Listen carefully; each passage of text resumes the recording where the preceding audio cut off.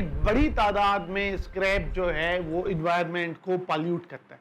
एक प्लास्टिक की बोतल की जिंदगी 500 साल है, साइंटिस्ट जिस तरह से फिगर्स दे रहे हैं, उसके बाद वो डिस्पोज ऑफ हो जाती है।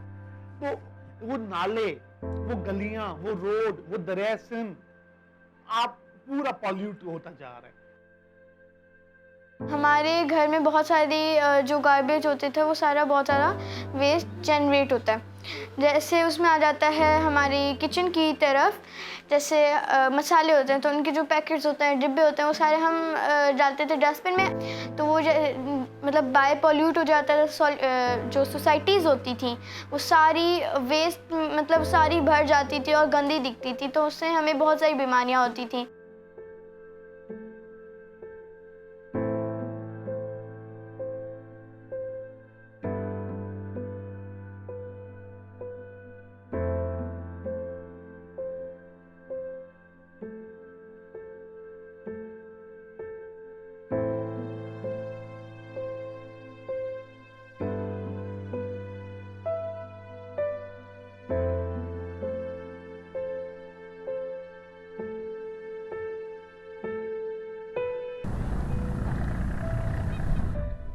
कायद-ए-आज़म यूनिवर्सिटी में पढ़ते थे तो मुख्तलिफ सूबों के 2 साथ होते थे, 7 बड़े होते थे। तो एक पॉलिटिकल के हमेशा डिबेट होती थी कि एज एन पाकिस्तान सिटीज़न हम अपना क्या किरदार अदा कर रहे हैं। दूसरा सवाल उसी वक्त जन्म लेता है कि किसी भी समाज के, किसी भी मुल्क के अंदर अगर कोई मुल्क मजबूत है तो उसके शहरियों क्या क्या किरदार।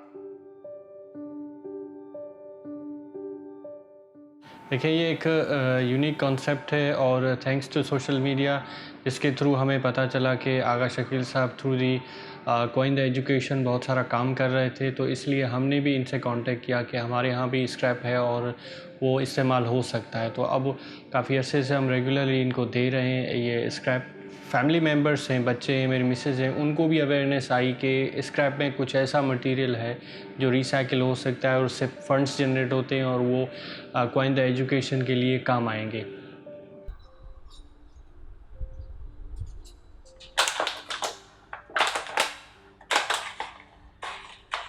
मैंने स्क्रैप बैग का जो सिलसिला शुरू किया था जब मैं कुछ 5-6 इयर्स की थी, और मैंने ये देखा था कि मेरे बाबा ने मुझे पहले समझाया था, मुझे मतलब कॉइन द एजुकेशन टीम ने, कि आपने किस तरह इसमें पूल करना है। जैसे आप स्क्रैप बैग में डालते हैं कोई मतलब होता है डब्बा मसाले के, शैम्पू के डब्बे, ड्रिंकिंग वाटर्स की बॉटल्स और मतलब मेडिसिन्स की छोटी छोटी बॉक्सेस होते हैं, तो आप वो डाल सकते हैं और उसके ये बहुत हमारे लिए हेल्पफुल रहेगा अगर आप उसके अंदर डालेंगे।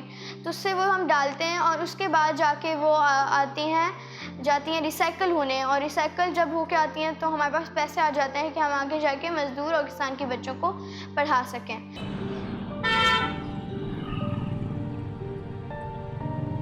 तो हमने भी ये आइडिया कंसीव किया कि हम एक ऐसी स्कॉलरशिप को इस्टेब्लिश करें जो कि हम हो ना हो लेकिन ताहयात वो मज़दूर, वो किसान जो अपने बच्चों को पढ़ाना भी चाहता है, लेकिन आजकल तालीम बहुत महंगी हो चुकी है। इवन अगर आप पब्लिक सेक्टर के स्कूल में भी हैं तो उसके लिए भी आपको फाइनेंसेस चाहिए।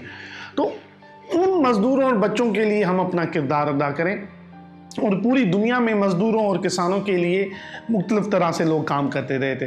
तो हमें एक ये आइडिया इस तरह से मैच्योर होता गया और हमने ये तय कर लिया कि हम ये एक स्कॉलरशिप इस्टेब्लिश करेंगे। मूं पहिरियां ॻोठ में मज़दूरी कंदोसि ऐं कॉइन द एजुकेशन जी इन नतीजे में आउं पहिरीं जी ज़िंदगी खां हाणे हिकिड़ी बहितर तरीक़े सां गुज़ारे रहियो आहियां, जेका मुंहिंजे लाइ इंतिहाई तमामु सुठो अमल आहे। ऐं पंहिंजी तालीम खे जारी रखंदे कॉइन द एजुकेशन सां कमु कंदे हिकु ॾींहों ॾींहों पंहिंजो जज़्बो अञा बि बुलंद तरीक़े सां वधंदो रहे थो।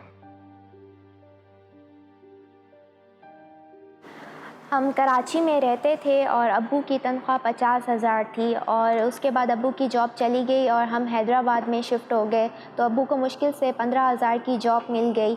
तो उसकी वजह से हमारी तालीम में बहुत सारा नुकसान आ रहा था, हमारी तालीम नहीं हो पा रही थी। तो अब्बू ने कॉइन द एजुकेशन मूवमेंट से रब्ता किया और कहा कि मैं अपनी बेटियों को पढ़ाना चाहता हूँ। तो उसकी वजह से अब हमारी तालीम फिर से शुरू हो गई है और जो हम अब यूनिवर्सिटी तक आराम से पढ़ पाएंगे।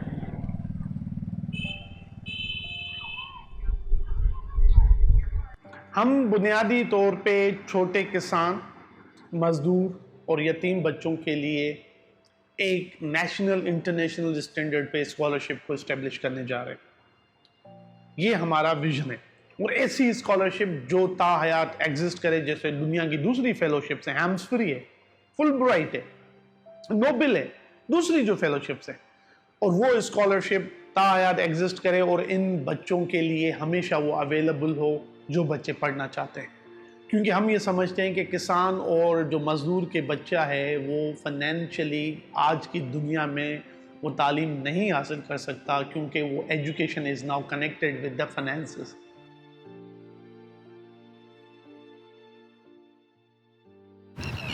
स्कूल जाते हो? नहीं। अल्टीमेटली हमें इधर रहना है, हमारा मुल्क है, डेवलप से डेवलप्ड कंट्रीज की हिस्ट्री को देखें तो भाई शहरियों ने अपना एक्टिव रोल अदा किया है। So this is what we are doing.